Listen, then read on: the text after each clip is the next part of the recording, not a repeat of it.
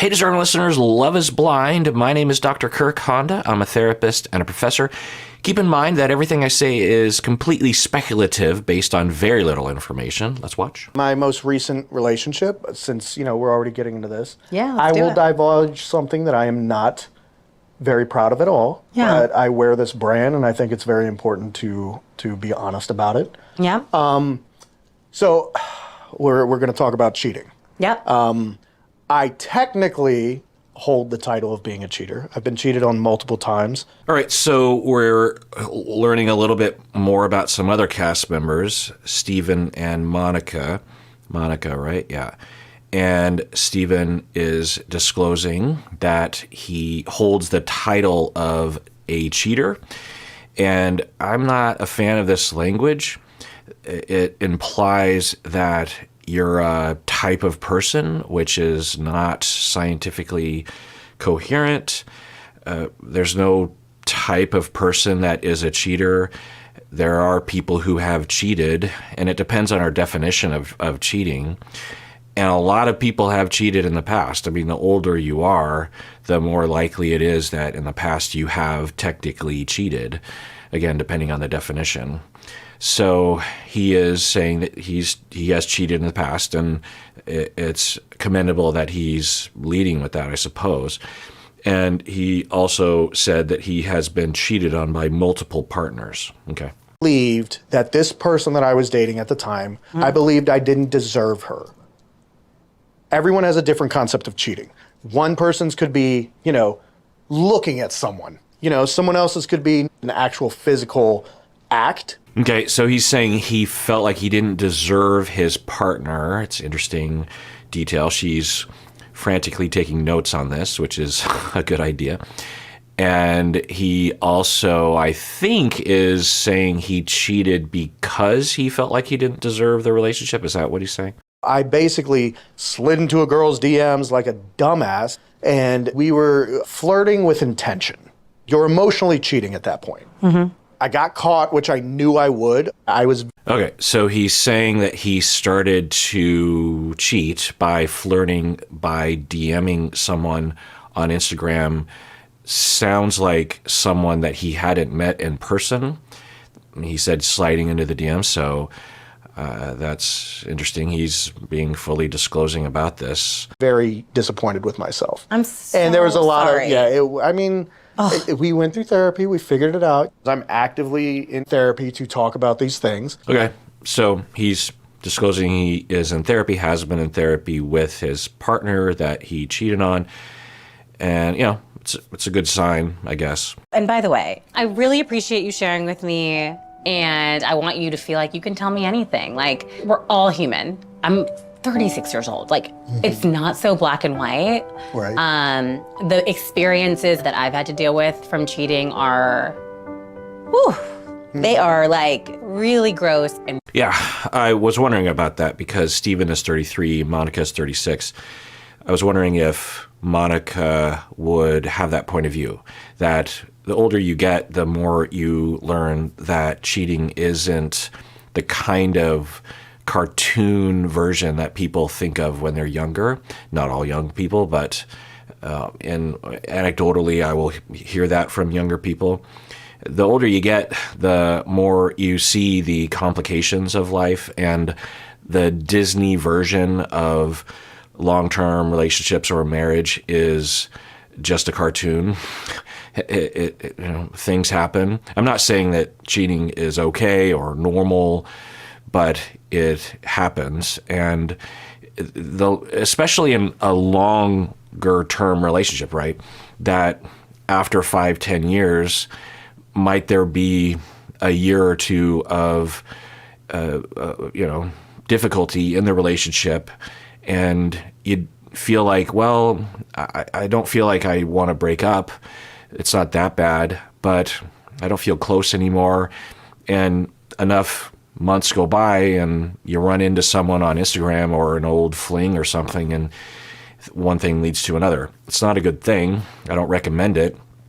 People should have more self-awareness and honor, really, to face it before they take those actions and evaluate whether or not they want to work on their long-term relationship or break up before engaging with someone else. But you see over time, the older you get, the more relationships you've been in, the longer relationships you've been in, that it's more understandable, maybe is a way of putting it. Whereas the cartoon younger vision of a cheater is that they're this narcissist who is just callously F-boying around, And do those people exist? Maybe, rarely, if at all, really. In my experience, when people are cheating and I treat them, young and old, they are cheating from a place of trauma. Doesn't make it okay. I've never met someone who cheated who was doing it like he. I'm just going to F-boy my way through this town. Very, very bad. And even in those situations, I've always found a path to forgiveness. This feels so shitty and terrible, but like something good will come from it. And like, look at where you are now. And I can tell, even the way you described how upset you were with yourself, like I really appreciate it. And I think that you were like too hard on yourself. Well, yeah, Monica is saying that there's a pathway to forgiveness. She was saying, I sort of interrupted her, but earlier she was saying that she has been cheated on in a really gross way. And forgiveness is an option. There's a pathway to that. If the person who cheated apologizes and does the work, therapy is often the work that you need to do, then yeah, you can be forgiven. There's a pathway to that. Also, you can be stronger as a person and as a couple because of it. Not always, of course, but as a person who specializes in infidelity recovery, I can absolutely attest to the fact that cheating, although not a great thing, can, if the couple, particularly the cheater, takes it on as an opportunity to grow and face themselves and to become more self-aware, then absolutely a couple can be stronger afterwards. It was, it sucked. Also, I'm going to stop you for a second because I really want to take you on a date tonight. You do? Yes. Yes, I do. Oh, thank you for saying that. I want to go on a date with you too. I wonder if Stephen led with this with others because I'm going to take a guess and say that most of the women would have said, okay, well, we're done. I mean, we saw that with season 1 of UK Love is Blind, Freddie and, I can't remember her name, Freddie and Kat. That Kat was very much against anybody who had cheated in the past, and Freddie had disclosed that he had in the past. And there's that black and white policy. There's nothing wrong with having that policy of saying if someone has cheated in the past, I don't want to be with them. But it is a crude predictor of future behavior. If someone tells you that they have cheated on someone in the past, that's one potential factor that could lead to future behavior of cheating. But there are hundreds of other similarly weighted factors that are also worth looking at. I'm in love. What are you feeling? Are you feeling bad because what you had to do, or are you regretting what you did? I don't know. I think I'm regretting it a little bit. Nick was like, you are my person. Like, I really wanted, I envisioned you being my wife. You were so freaking special. And if you have stronger connection with other people. All right, so last we left off with Hannah. She had just broken up with Nick D, and she was wanting to be with Leo. Leo was her number one, but then she learned or was reminded that Brittany is bonding with Leo. And so we don't know if Hannah is regretting having broken up with Nick because she regrets that, or if she is worried that she's going to be pushed aside by Leo in favor of Brittany. And that happens sometimes for some of the cast members. Their second choice ends up being the person that they marry and stay married to. It's not the most romantic version of the stories that we have on here, but it happens in the same way that the typical married couple did not only date each other, right? Did not only fall in love with each other.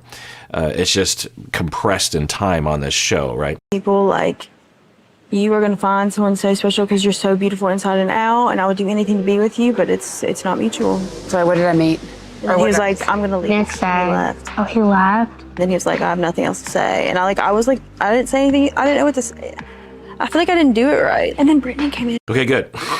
Yeah, you didn't do it. And it's overwhelming. And I don't think she went into that pod date intending on breaking up with him. And it just sort of happened real quick. And he, not very quickly, but, pretty quickly was like, okay, then, I wish you the best. And then he left the pods and she was just freezing and mortified. So I'm glad that she is remorseful, or she feels sorrow for not saying more, having more compassion and being more caring toward him. I didn't say anything. I didn't know what to say. I feel like I didn't do it right. And then Brittany came in and she was like, I just got on my date with Leo. And I'm like, I'm going to fucking kill myself. She was already upset because she had just broken up with Nick D. Okay, a lot's happening. So Hannah said, and then Brittany comes back and she's on a date with Leo, and then I'm going to kill myself. I'm not a fan of that phrase, but I think she is indicating that she didn't know that Brittany and Leo were dating, or didn't know that they were still dating or something. And then we heard some exchange here. And I'm like, I'm going to fucking kill myself. She was already upset because she had just broken up with Nick D. And then Brittany's friend says she's upset because she just broke up with Nick D. Okay. But I already requested a date with him.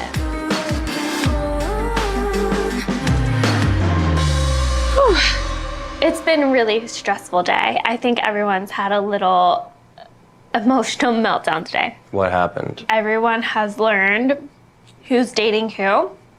It was really bad. All right, so Brittany is alluding to and maybe about to disclose to Leo what she has observed in the lounge about Hannah. I said your fucking name. Then, apparently, someone else on your list was in, heard that This was... right after our date today. Okay, so it almost sounds like Brittany is saying, I didn't know that you were dating another person, and I just discovered that you are. I would never, ever, ever, ever, ever say that. Mostly because I so strongly believe in negative energy and evil eyes and jealousy. She would never, ever, ever, ever, ever, ever say what exactly? What did I miss something? That's rewind. Apparently, someone else on your list was in, heard that This was... right after our date today. Damn. I would never, ever, ever, So I don't know if they're editing it, but I don't understand what she would never say what. She would never say his name and indicate that she was dating him in the lounge. What? Or I don't understand. Maybe I don't need to. Mostly because I so strongly believe in negative energy and evil eyes and jealousy. And and I don't want any of that projected onto what I'm doing in here, Yeah. I'm into evil eyes too. Mm-hmm. And I'm not at all mad at you. You're really honest with me. I really appreciate that. Oh, I think she's saying I would never create negativity in the lounge as a way to try to compete with someone directly or try to edge someone out. I think that's what she's saying. Inevitable once we get to this point that people will probably start knowing. Yeah. Honestly, I just want to focus on you and I. Mm-hmm. You and me. That's not you and I. As a professor, I will edit papers, and there are certain quirks that will start driving you a little nutty, and that's one of them. I think it's because when you're young, you learn to not say, my brother and me went to the store, right? It's my brother and I went to the store. And then that rule just gets applied regardless of subject or object in the sentence. God, I have a crush on you. I really do. Oh, good. Sorry, I'm like, maybe I should have went home. I'm kind of in a sad mood. Okay, so he quickly says, I kind of have a crush on you.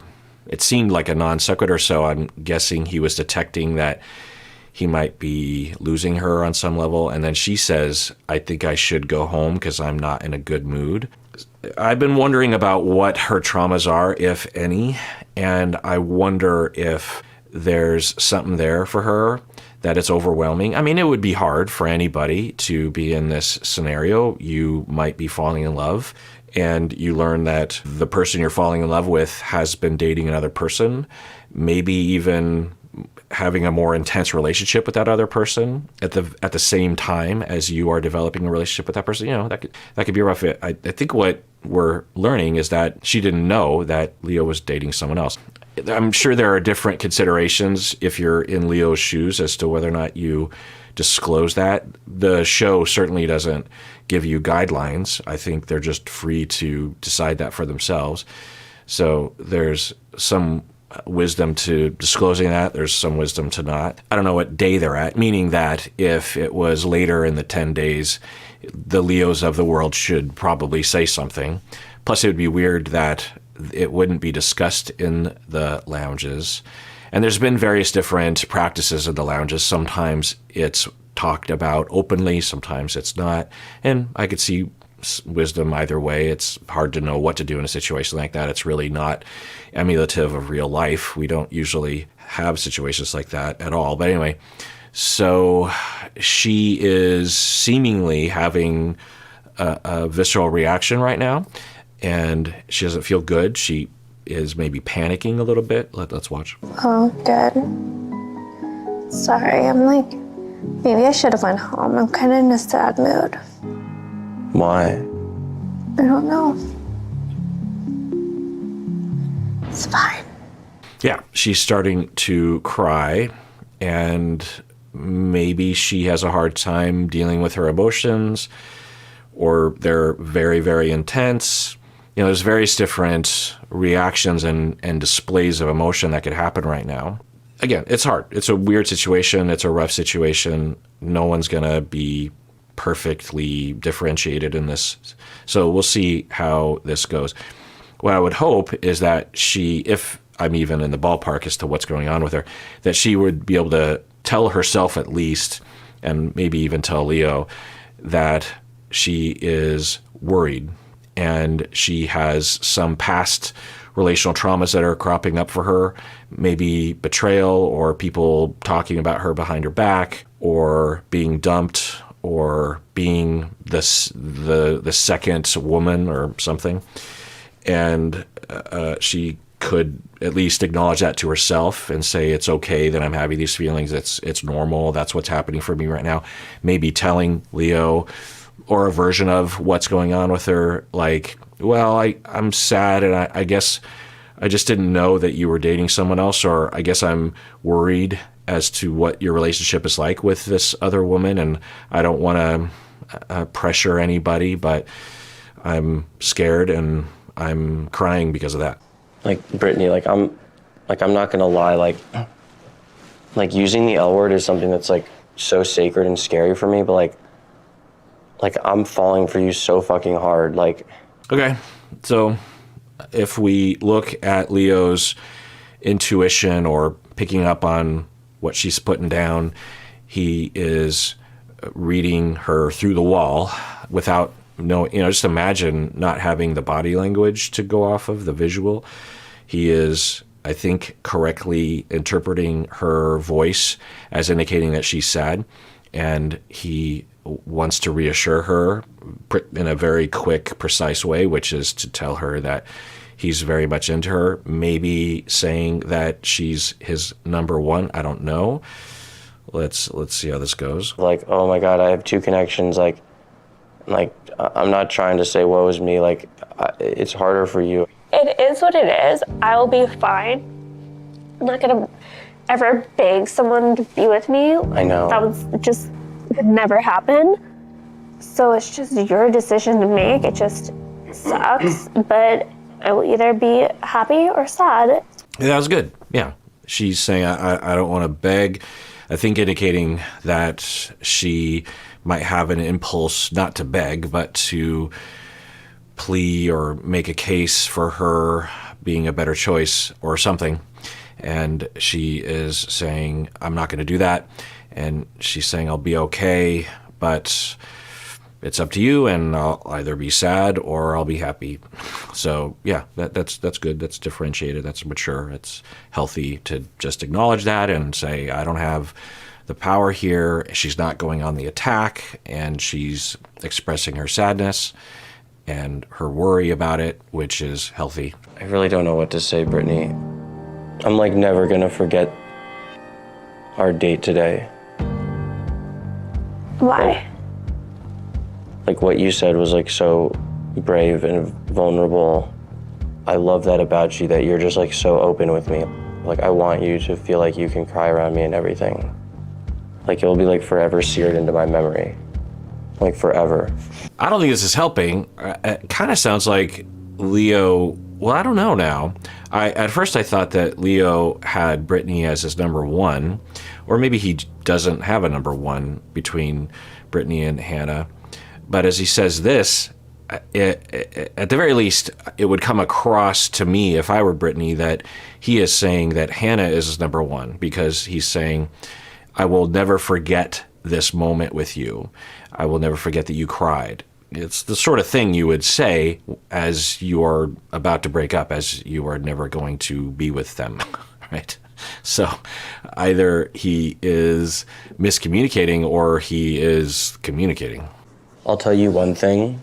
Before our date today, like, I'll be honest, like, you were, like, a really, really, like, you were number two. And after our date today, like, honest to God, like, you're, like, I swear to God, you're, like, both number one. Like, okay, so he's just, I don't think this is a good move, but he's being disclosing, if I were her, I would want to know this. He's saying that you were my number two in lieu of Hannah, and now after she cried, well, you know, it was a healthy display. She displayed healthy emotion. She didn't go on the attack. She didn't run away. She tolerated it. She communicated it. She sat with it. It's a hard situation, so yeah. And then he says, you both are now tied for number one. I think he could have done better by just not getting into it, just leaving it up to a question mark, because now I think it injects this idea of just like, you are in competition and I'm evaluating both of you to see, you know, you're neck and neck. So I'm not a fan of that. We've seen a lot of people manage these situations on this show, and it's hard. You know, I on one hand, like I said, if I were her, I'd want to know, am I neck and neck? Am I number one? Am I number two? Where have I been on the scale here? Because a lot hangs in the balance for me in my life. We're both number one. yes. I don't know if that makes you feel good or shitty. I don't even know if I should have said that. I guess I can't take it back. Yeah, I think he is now realizing maybe I shouldn't have said that. And yeah, on one hand, you can look at Leo and say, like, he's a jerk face, or he is basking in the narcissistic supply. But it's true. It's really scary. Like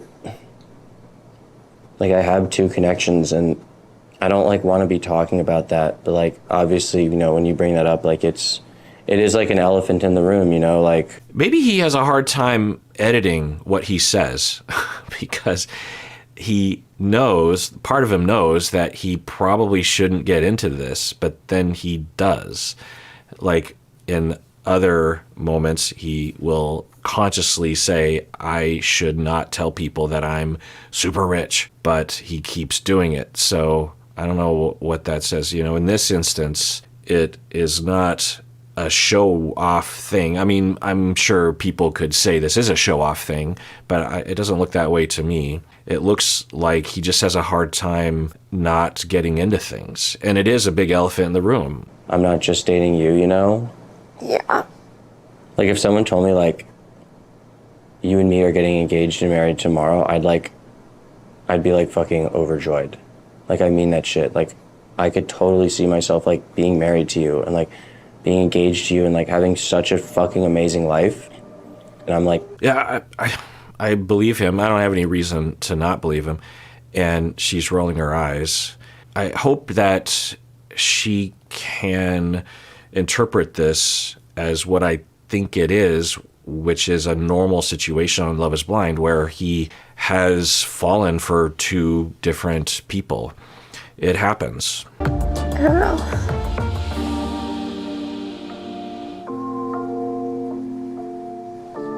can you see yourself being married to me? I'm not a fan of that question. Again, I think he should just sit with her and stop trying to reassure her or stop trying to change her emotion, because her emotion it's natural. Yeah. I know, me too. Oh, you got me going crazy. Oh, baby, don't break. I don't even know what to say either. I'm just like sitting here with my face in my hands, like. Yeah, in light of the other things that he has said and done up until this point, there could be something off about this. But if I just take it for what it is in this moment, I think of the scenarios we've seen like this, I think this is a totally reasonable reaction for both of them. You know, I was looking through my notes at other couples or other triangles that we've seen. We had AD, who liked both Clay and Matthew. I don't think this is the exact same. Chelsea liked Jimmy and Trevor, and we saw, similar reactivity there. If we go back to the Seattle season, we had Zach, who liked Irina and Bliss. So, it's a tough situation. And what do you do? It just fucking sucks. Like, I knew this was gonna happen. no. Okay, then she says, I knew this was going to happen. I think meaning I knew that I was going to get rejected, or I knew that I was going to be betrayed, or I was going to be cheated on, because you could see how someone in her shoes could kind of feel that way, even though it isn't cheating.